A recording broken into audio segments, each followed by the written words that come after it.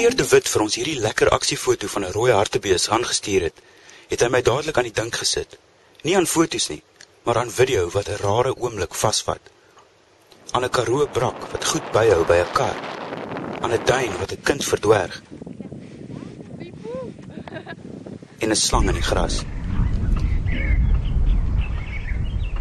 Hierdie lenige hond was 'n tydelike reismaat vir Toast Koetser, toe die onderweg was na Williston in die Karoo. Hy hou goed by, maar dan sit Toast voet in die hoek en die brak sak uit.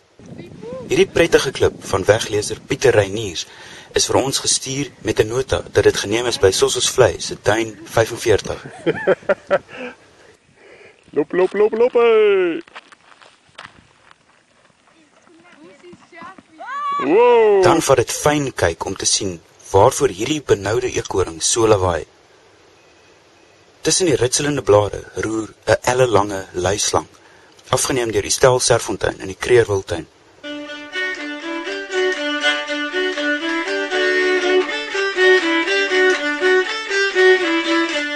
Die laaste bydra kom ook van die stel.